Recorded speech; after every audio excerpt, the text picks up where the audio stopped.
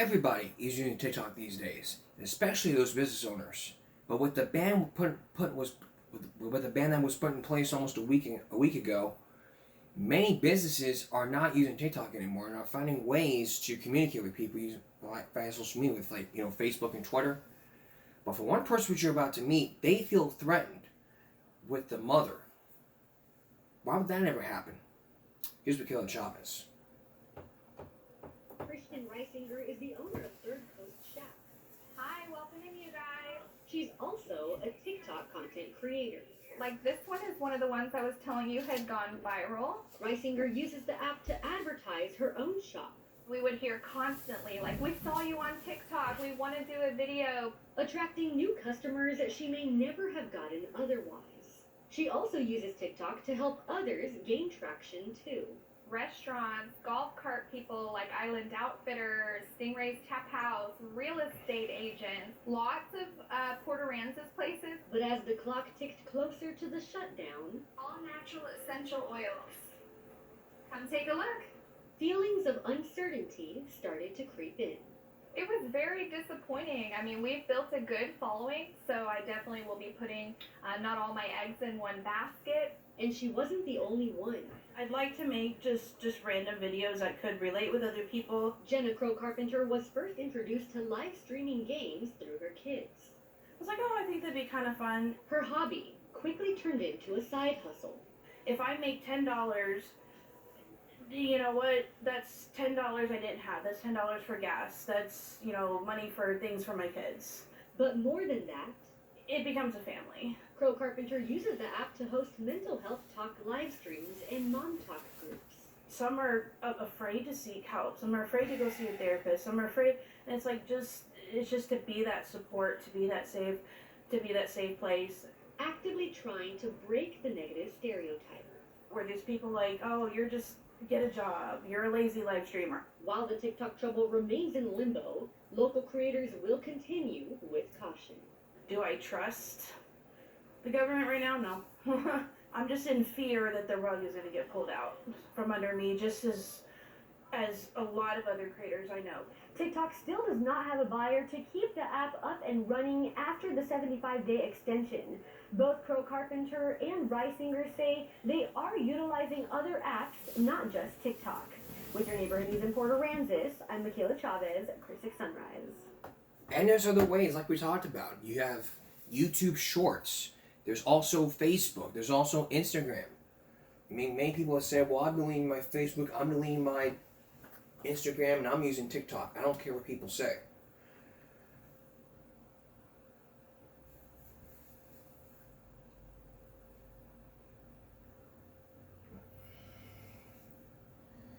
And hopefully no one will care what people say. Okay. Moving on to something that we know it's going to help, and we know that many of you are Starbucks customers out there. If you are a Starbucks customer and you were aware of what happened, you may have realized that Starbucks announced a policy that was put in place almost a week ago. That policy said that if you want to use our restrooms, you want to use our bathrooms, you have to pay.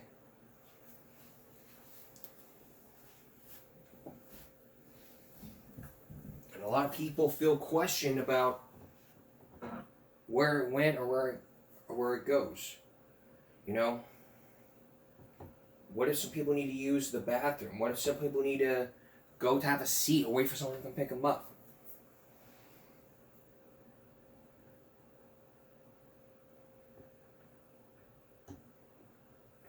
So why would that policy change be put in place? Here's Tony Halmir.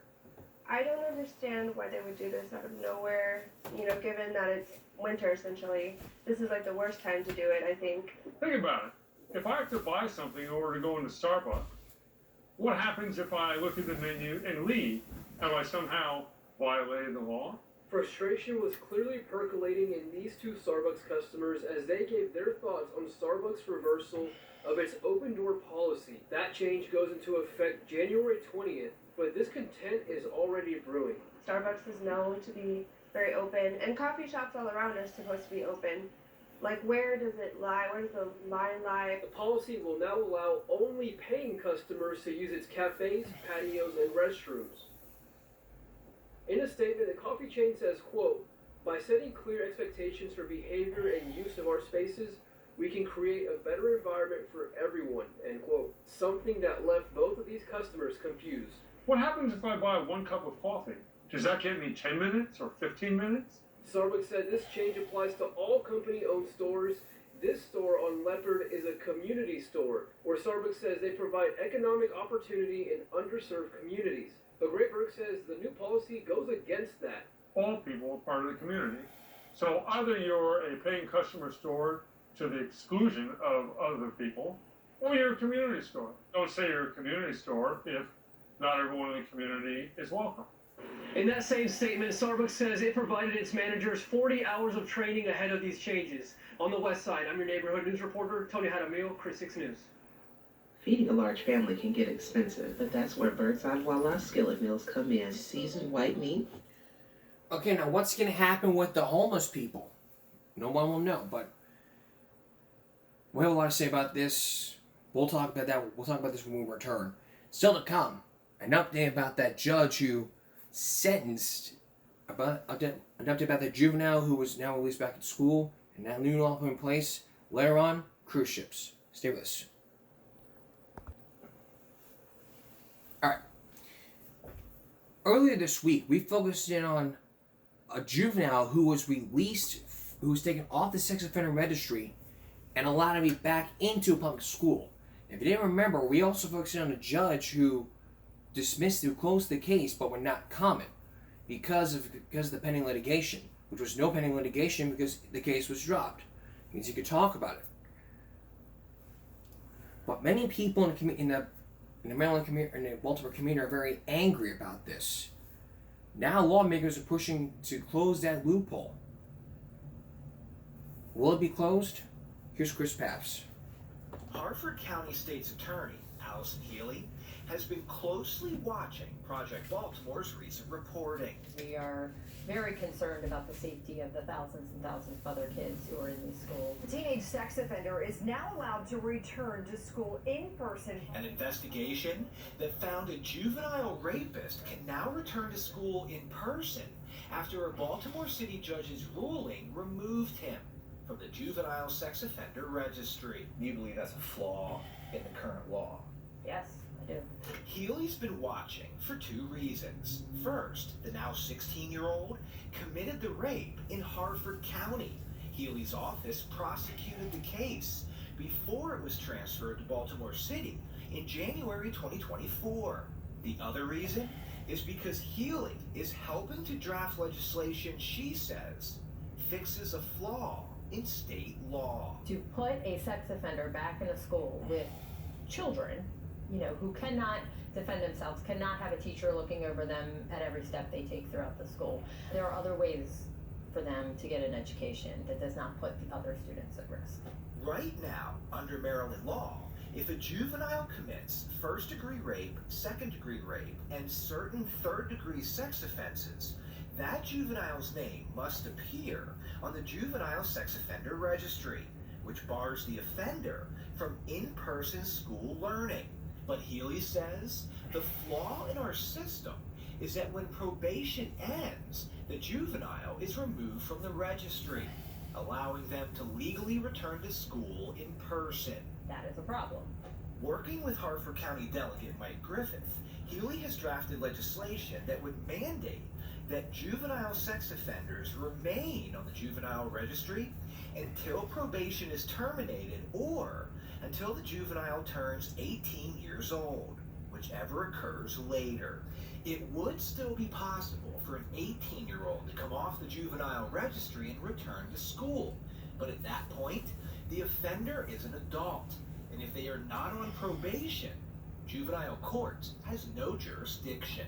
What this language means is that if a juvenile commits a sex crime that lands them on the juvenile registry, they will remain on the registry even if their probation ends until at least age 18.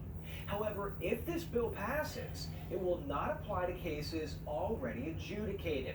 The 16-year-old sex offender Project Baltimore has been reporting on will remain off the registry and free to return to school in person. Do you think public safety is being put at risk if this 16-year-old goes back into a school? Sure. I mean, he is found delinquent of 2 sex offenses, was on the juvenile sex offender registry, and is now going to go back into schools where there are many innocent other children. Maryland's juvenile sex offender registry, unlike the adult sex offender registry, is not public and is only available to law enforcement.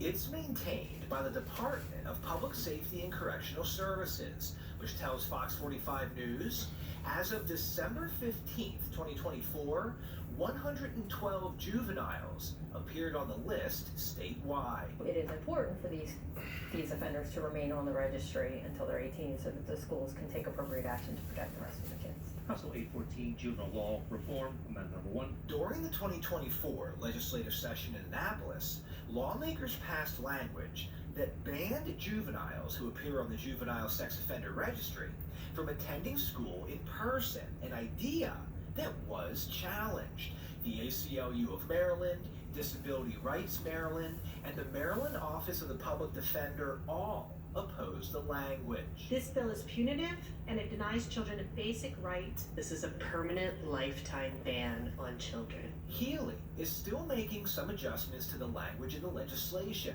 which largely expands on the 2024 law. The bill has not yet been introduced in Annapolis. When it is introduced, Healy tells Project Baltimore she will be at the State House to support it. Fox 45 News will also be there to keep you updated on any progress or pushback the bill receives. This is not about Republicans, it's not about Democrats. It is about the safety of our kids. It's about fixing a problem. What we are trying to do is to make sure that our students are safe in schools. In addition to keeping juvenile sex offenders on the registry until at least age 18, the bill Healy is working on also expands a number of offenses that require mandatory registration for the juvenile registry. It also gives school system leadership access to the juvenile sex offender registry, so districts can know if a student has a history of sex offenses. I'm Chris Pabst, and this is Project Baltimore. People need to know. There's no if and but or excuse about it. And I get where people are coming from here. You know, this is where I get where people are coming from, you know. And I get it, you know. Now, before the break, we saw a story about the Starbucks thing. I mean, what if someone has to use the bathroom? Or what if someone has to use the bathroom? You know? You gotta pay to use the bathroom? It's public. Public means it's free to the public, a public pool. I mean, whoever thought taking money off you taking a crap is fucking bull crap.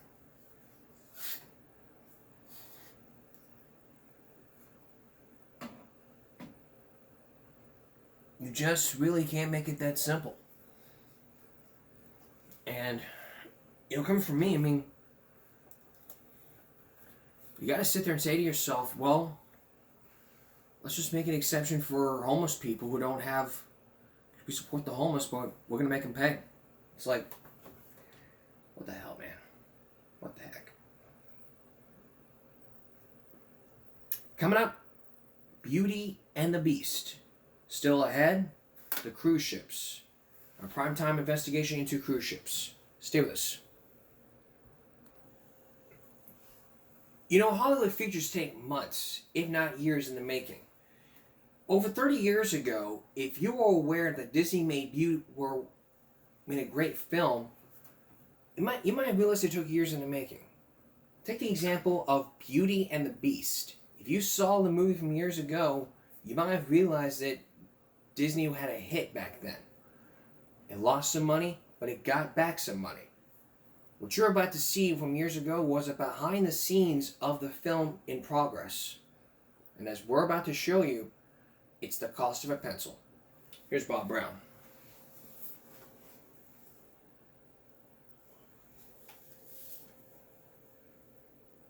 A large larger than usual portion of the stakes for the Walt Disney Studios in these closing months of the year is riding on what begins with the cost of a pencil. It is the studio's annual full-length animation, a $15 million retelling of the romantic fable Beauty and the Beast. Some of the latest stuff we've been doing feels like it's coming together a little bit better. We began to watch the project a year ago when Disney executives agreed to let us observe the decision-making process that goes into their most treasured products. Meanwhile, in the year that followed, the Disney company suffered its first earnings decline since 1984, with poor box office performance by a string of studio releases. And that has focused even more hopes for a bona fide hit on these characters in the sketches we saw all around us last December. One of the executives closest to the project is studio chairman Jeffrey Katzenberg. No matter how big the empire gets, the parks and the various movie companies and the merchandising and all of that, if you really deal with what's at the core that drives the whole engine, it's the animated movies. It's something very different that you haven't seen before. So what did you guys do about the time span? December 16th, 1990. What directors are showing today is a version of the script for the film with the actors' voices and songs already recorded, but with almost no animation. This is how it works. Please, Gaston, I can't. I have to get home to help my father. It runs just like a movie. The sketches illustrating the general design of the scenes have been spliced together to cover the dialogue. Some scenes have been animated as pencil drawings. The story is based on one of the world's best-known romantic fables. A selfish prince is transformed by a curse into a beast, who will be doomed to live in his monstrous form unless he can win and return the love of another, the beauty named Belle, who becomes his captive in the castle. To embellish the story for comic relief, Disney writers and artists have invented a cast of castle servants who were also transformed by the curse on the beast. This one into a candlestick, this one into a clock, this one into a tea kettle.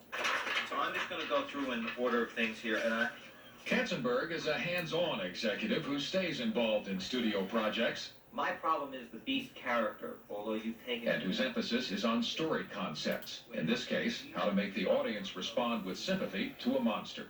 Emotionally, his eyes, his gesture, his sign, his shyness. Looking for solutions means analyzing the dramatic design of the scenes. One example, when Belle first sees the Beast in the halls of his castle. Come into the light. Notice that the drawing of the Beast is still vague. His exact look hasn't been settled on yet. It's about in his eyes, seeing loneliness in there, seeing, sadness in it. And because of that, you almost get me to tears at the end. Not quite. We're still truly, I mean this, only 50% home with him. Monday, December 17th. Without Katzenberg and with an additional dash of irreverence, the animators and directors on the film are meeting to go over the notes from the Katzenberg screening. Jeffrey. His biggest note, I suppose, overall. Hearing the comments for the first time is Glenn Keane, who was the chief animator for Ariel, the Little Mermaid, and has now been assigned the central character in this film, the Beast. Beast arc, he felt, in his words, were like 50% there, and Keane and the others are discussing how to fix that split-second scene in which the Beast is first seen by Belle. If you had a stage where you get light on this side, dark there, that he goes into the darkness. It's a little vague in the story sketches right now. You don't quite know what it is, but you just see the light reflecting in their eyes, and you just see this almost indefinable silhouette with just like eyes or something. You can tell they're thinking something's going on in there, and as he starts to come out, you just reveal a little bit of him. In order to get into Beast, I have to start crawling into who he is, what is the struggles that he's going through in his own life.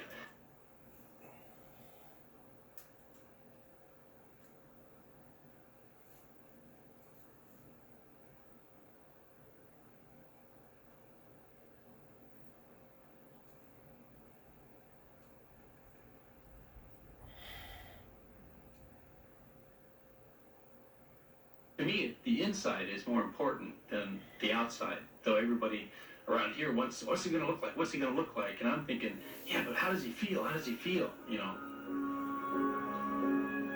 I started looking around at different animals, and the buffalo really hit me.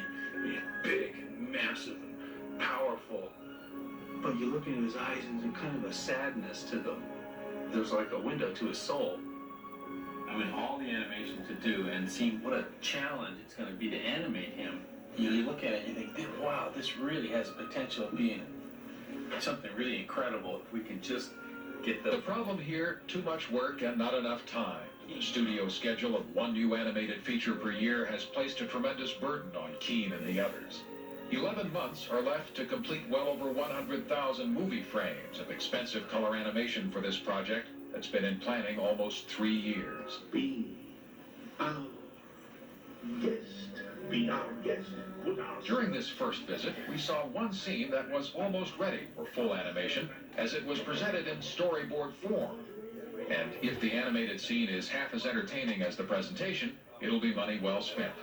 Go on and follow me. So glance and then you'll be our guest. We our guest. Be our guest.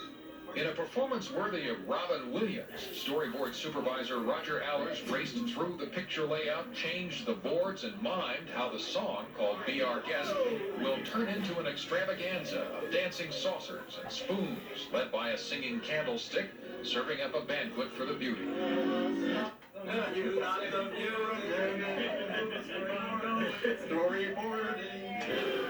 With a little imagination, those pencil sketches on a storyboard start to come to life.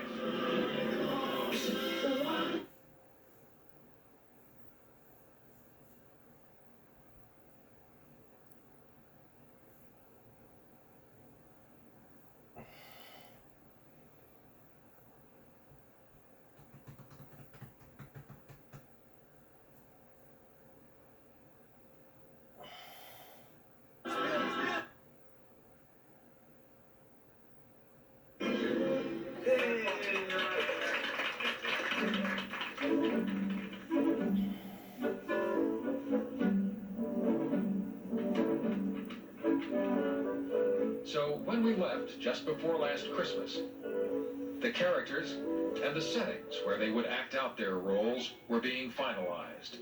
Another world was on its way to being created and populated. Oh, Cogsworth, it is a miracle. Can we try and push it more? It is a miracle. Oh. That's what we like, subtle acting. January 29th, 1991. Show me the beast. In New York City, at a recording studio, the directors are working with actors to finalize story changes that were made during the screenings we saw. Composer Alan Menken, who with his partner Howard Ashman won an Academy Award for music from The Little Mermaid, is also here. One of their new songs, the one we saw come off the storyboard, turned out to be such a showstopper that it was moved from early in the story to the middle of the film for the sake of pacing. That required new lyrics, which actor Jerry Orbach, the voice of the Candlestick, is dubbing over sections of the original recording.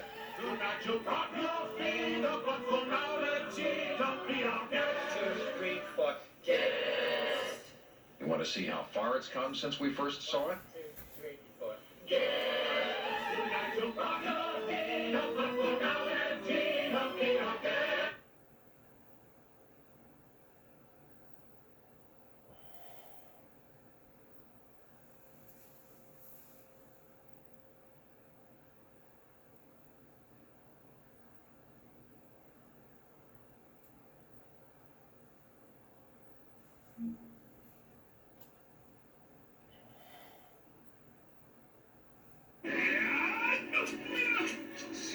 August 21st, 1991, back in Hollywood. One of the last scenes being given its finishing touches involves a waltz with Beauty and the Beast around the ballroom of the castle. See, here's the thing. He gulps. I mean, in other words, and Katzenberg's suggestions now involve almost microscopic details, extending the animation by a few frames here and there to heighten the emotional moments. An unbelievable moment that has ever happened to him in his life, and he can't believe it. God, if you just extend that moment for another beat. Beauty and the Beast. Keep our sync with the music. The theme is sung by Angela Lansbury, the voice of the Teapot.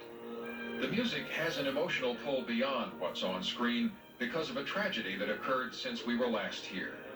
On March 14th, 1991, the song's Academy Award-winning lyricist, Howard Ashman, died of AIDS at the age of 40. He had made one of the most important early contributions to this project, not only in his lyrics, but in the idea of how the story should be focused.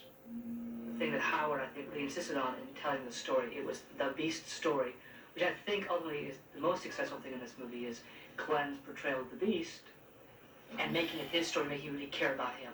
From the time we talked to you in December until now, how did the Beast evolve? You were still... I know when we were first doing him, I was concerned that anybody was going to like him by the end of the picture, just because he was so mean and ugly. But now I think you could have made him any degree ugly, and you would have still liked him at the end, based on how he responds to Belle. Well, the acid test came on this hot, late August day when, for the first time in a public showing, the Disney Studios screened a preview of Beauty and the Beast for 300 kids and their parents who were recruited at random from shopping malls. The animation isn't finished. The audience will see some scenes still in pencil form.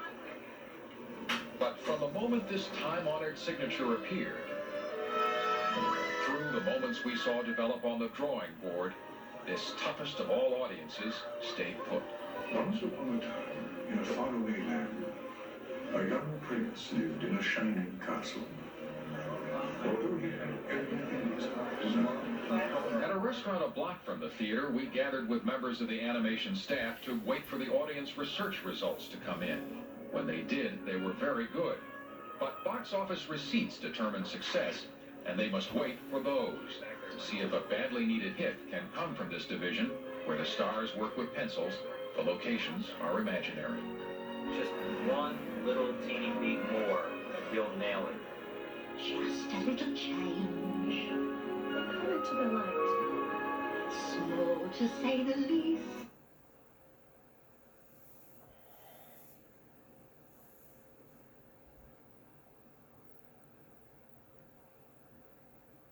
Amazing. You can put a collective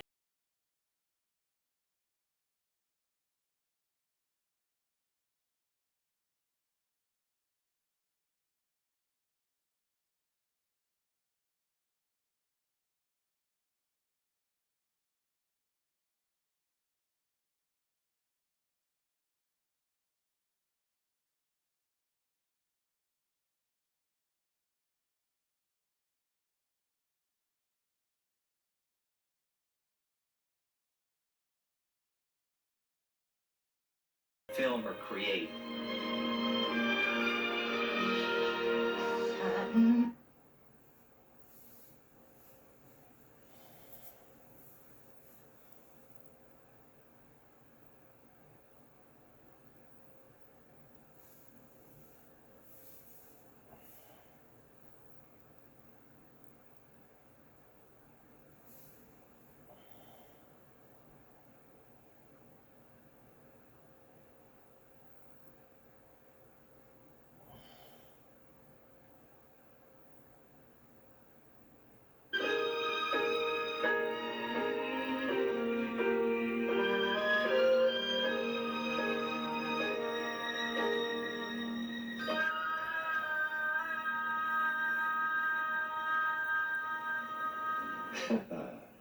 But with these animations lately, it seems as though Disney's going back to the thing that made them famous in the first place. Well, certainly this year, the economics of animation are also favorable for that kind of thing. In the late 70s and early 80s, they had a disastrous run of animated products. The Black Cauldron lost $30 million.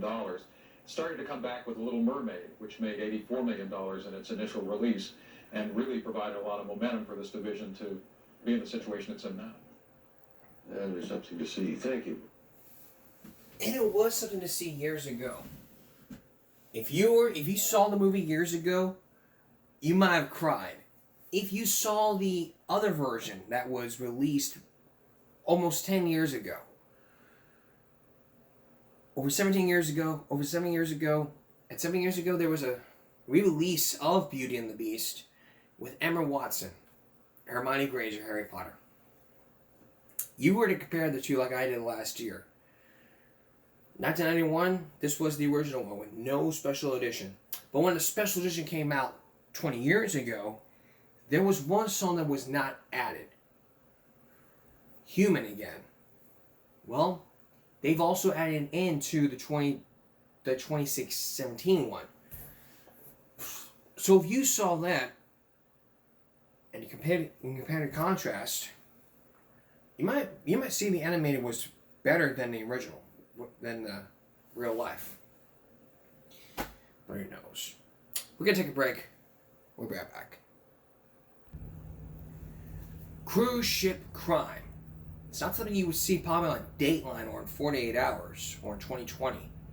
But it's always happening in cruise ships. Could you ever imagine as a woman feeling like a victim for the second time because you accused one of the cruise ship employees of rape? Well, you're about to meet somebody who says that she was raped by one of the employees. She will not say his name, but she knows. And as Primetime already uncovered, it's all not just missing persons. It's all about sexual assaults. Why then are women made to feel like victims? Here's Chris Cuomo.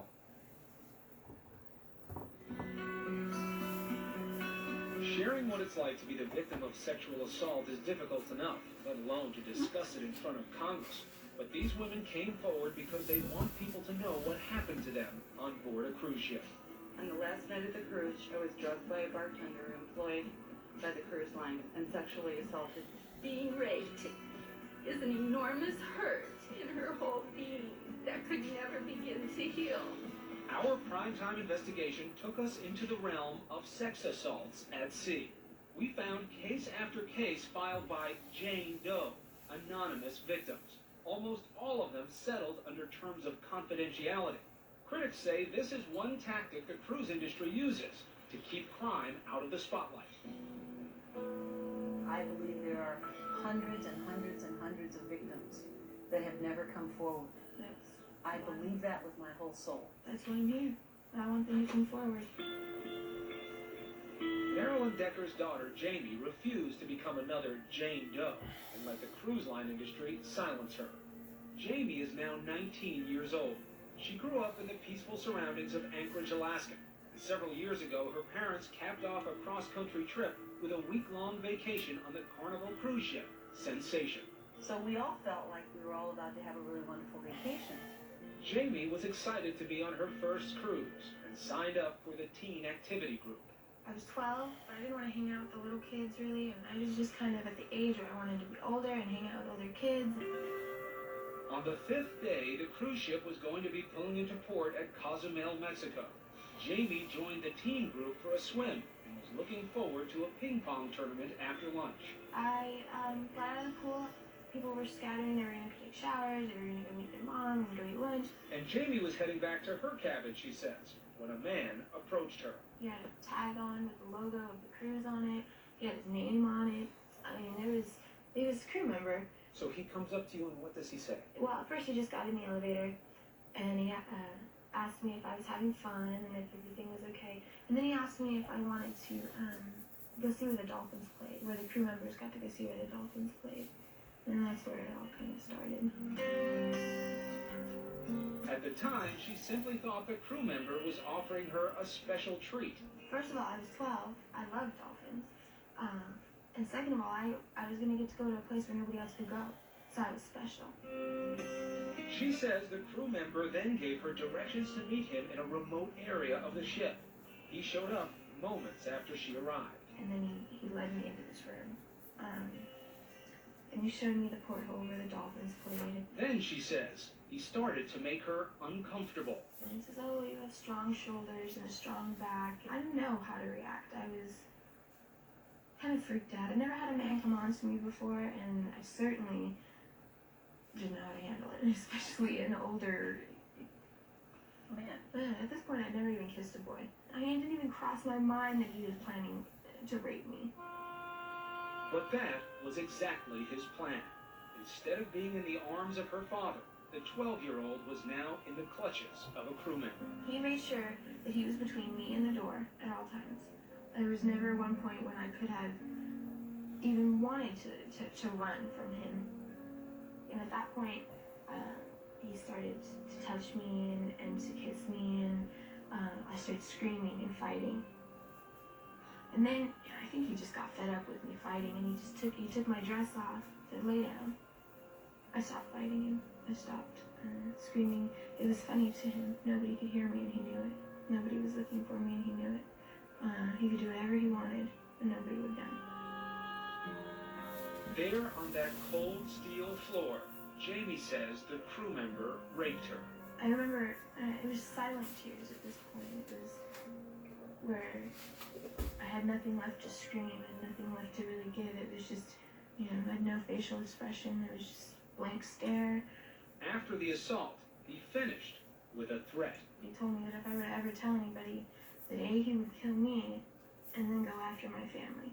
And you believed him? Oh, I believed him. I still believe him. How were you able to pick yourself up off that floor? I'm not even sure to this day. I didn't want my mom to find me like that. At this point, I knew I couldn't tell anybody. I started to tell myself, listen, this isn't really as bad as it looks. Then I walked to my cabin and threw my bathing suit and my dress just overboard. It was gone. Jamie tried to pull herself together and return to the teen group, but she couldn't hide her distress and quickly broke down, crying hysterically. She was brought to security. What did you tell them? I told them that a man had approached me and in the elevator and had taken me to a room and had touched me inappropriately. I didn't tell them sexually inappropriately. And they just thought that I was freaking out because I was scared. Did they believe you? No, they said I was lying. They said I was making it up. Critics say that is typical behavior. A cruise line trying to downplay an incident so that it doesn't get investigated and then reported as a crime. The 12-year-old was shivering with fear and says she was about to become a victim all over again. They said to my parents, I have a very vivid imagination. Somebody said, well, show us where she was. Almost like, well, she can't possibly do that, so let's just give her a little rope to hang herself.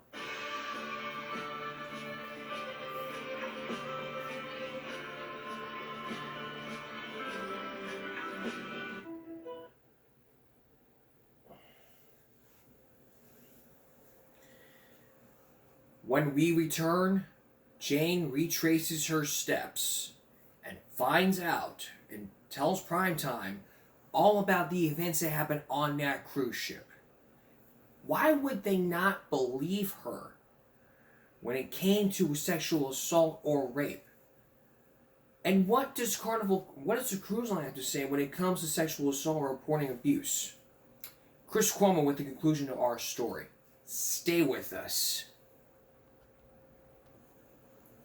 Returning to our story, you've heard Jamie say that she was being sexually assaulted on a cruise ship by one of the crew members. She says she knows who he is. She told one of the security people. They said they didn't believe her. That's a tactic being used to cover up or sweep it under the rug. But now Jamie's about to retrace her steps into what happened on that cruise ship and face a lineup of all crew members that might have sexually assaulted her. Will she find out, or will she not go public and tell her side of the story?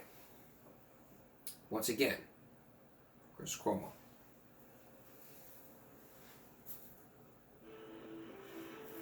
When crime strikes on a cruise ship, many of the victims describe a second blow, the response of the cruise line. Jamie Decker was only 12 years old when she says she endured the trauma of a rape. But she says security personnel didn't believe her story, that she had been taken and touched by a crew member. They weren't after him. They had no interest in bringing any attention to the crew members. They were investigating me. But somehow the little girl was up to the challenge and led them back to the place she feared most. They didn't even believe me until I took them back to the room where I had just been brutally raped. And so I took them to this room. I walked up and I was like, this is the porthole. I was like, this is the blue pulley. Jamie says when security later brought men in for a lineup, she was intimidated while trying to make an identification. The head of security said to me, whichever man you choose, you will ruin the rest of his life. It's like walking into a cop station and being somebody who did something wrong. That's how I felt. So, you didn't see him in the lineup if I had seen him or either way, I wouldn't have said. In fact, Jamie says she saw her attacker's name tag, but she was too terrified then to tell anyone, and still too haunted today. 7 years later, to this day, I know his name and I won't say his name. Why? I don't know where he is. And until I do, I can't give that up. 3 years would pass before Jamie revealed the rape to her parents. They reported it to the FBI and say in an effort to hold Carnival accountable, they filed a lawsuit. So what was the response from the cruise line? Well, that it never happened. Eventually, the Deckers settled, but refused to sign a confidentiality agreement that would prevent them from speaking out about what happened to Jamie. An account that this man says makes perfect sense. Is a sexual crime a risk when you're on board a cruise ship? Oh, yes, definitely. They're being targeted the minute you come on board. Targeted? Yes. By whom? The crew and passengers. And Randy Jack should know, a former police investigator who served in the military in Afghanistan. For 7 years, he helped supervise security on board with 4 major cruise lines. What types of crimes did you witness on a cruise ship? Everything from grand larceny to sexual assault, sexual harassment. I've had to disarm crew members with fire axes. I've had to stop fights involving 5 and 6 passengers and was injured myself. Jax is now director of security at a small Nevada casino, and he runs Maritime Investigations International. For the first time tonight on Primetime, he gives an insider's account of how crimes can get lost at sea. When you hear the cruise lines say, hey, we report everything and we do everything we're supposed to do, security is job number 1, and our cruise ships are safer than any community in America. What do you think when you hear that? It's bizarre. It's untrue. You can't imagine the abnormal things that happen out there on a weekly basis.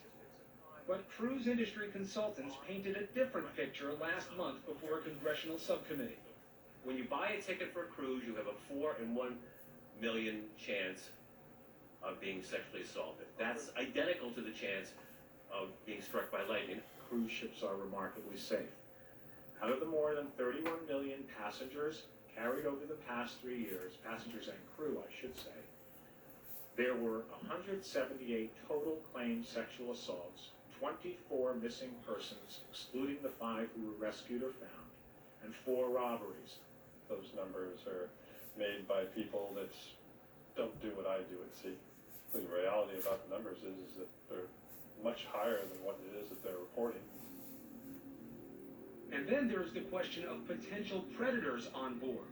Jamie says hers was no random attack. The crew member had a map of the ship with her cabin and other cabins circled. What's more troubling, he knew personal details that suggest he was stalking her. We knew about my dog. He knew about my little sister's birthday coming up. He knew about my mom's middle name. I mean, just some crazy stuff that he just shouldn't know. Jax is not surprised by this. He says for the vast majority, cruises are safe, but the ship can also be an ideal situation for criminals. It's a predator's dream because, and we do have a lot of career criminals that come on board cruise ships to do nothing but prey upon other passengers. This cruise ship youth director had a criminal record and then sexually abused a 12-year-old girl on board. Real estate agent Janet Kelly says a cruise ship bartender drugged her, dragged her to the bathroom, and raped her. And Deborah Schaefer's teenage daughter says she fell asleep in a friend's cabin. Then a 30-year-old passenger raped her. But according to Trade Association President Michael Cry, these cases are a tiny minority of passengers' experiences. I think you're safer on board a ship than you are in virtually any community in this country. Who does the reporting? Who says this many assaults, this many potential rapes? Who does that? The cruise line. Well, I think it's reported incident by incident. Then we rely upon the federal agencies to actually collate statistics. But Jack says during his own 7-year career as security officer, he personally dealt with more than 50 sex assault cases, some of which cruise line management never even reported to authorities. A passenger comes and says, I was raped. What's the first reaction of the cruise lines in your experience? They do not want to acknowledge that this woman was actually raped. It's more or less, how do we make this go away with the least amount of attention to us as a cruise line, and to our ship, our vessel, and to the captain. And once a crime occurs, he says the first call doesn't go to the FBI. It usually goes to the corporate office. But cruise line officials say they go by the book.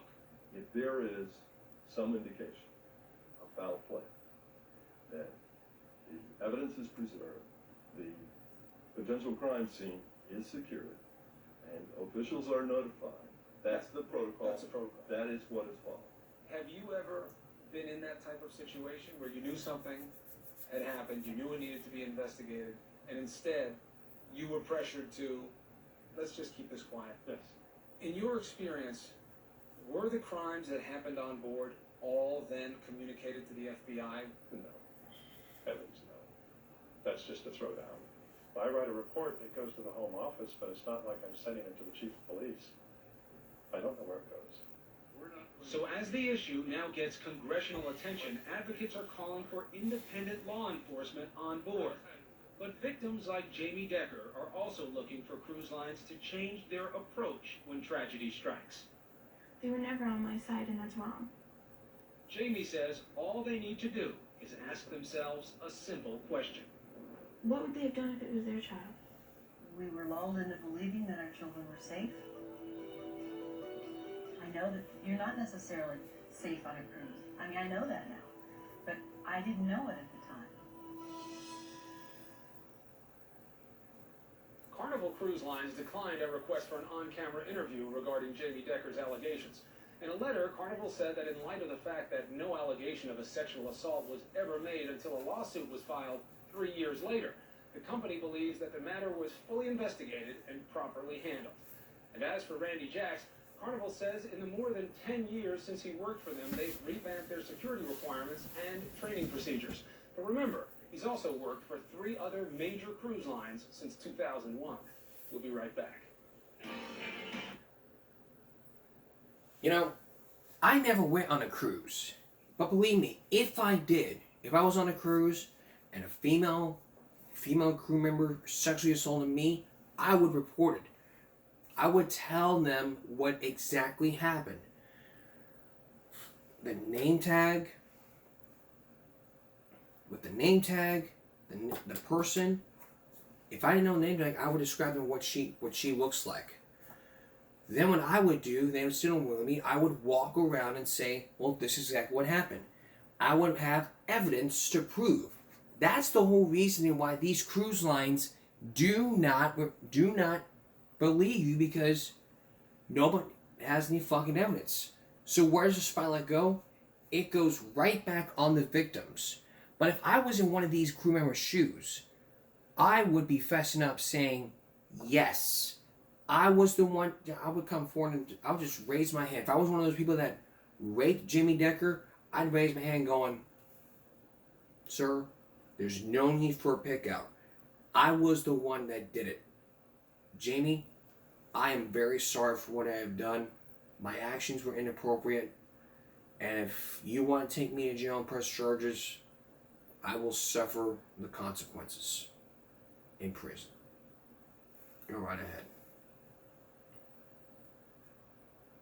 Then while I'm sitting in jail throughout the rest of my life, I'd be thinking to myself, I did the crime, I did the time, throughout all the years in prison. So if I was in the crew member's shoes, I'd fess up. I mean, and if I was corporate, I want to be telling them, hey, cover it up, settle, don't let them speak. Or if I was one of the victims in the case, I wouldn't, and then tell them not to keep talking to the media. Fuck no, I'm going to talk to everybody. I'm going to post on social media. I don't care what people say. I don't care if it ruins my life. I don't care if I get banned. This is a net. No one knows. No one will know if I speak out. Possibly no one will know. So next time this happens to you, report it. They won't believe you.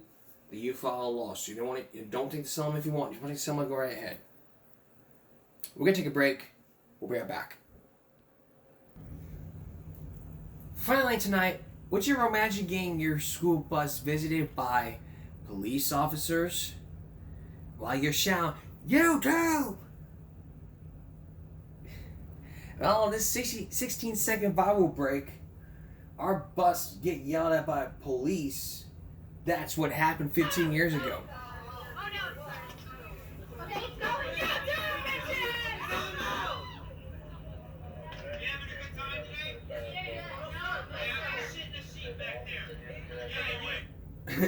Put the camera away. Some stupid kids on my bus were throwing paper balls at cars, and some little stutters called the cops.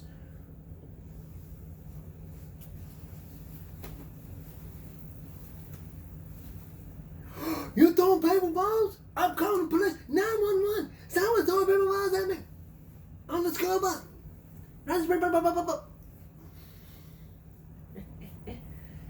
And then this cop shows up. You have a good time today? Sit in a seat. Put the camera away. Exactly what happened here. But here's the bottom line here. Don't act crazy on the bus.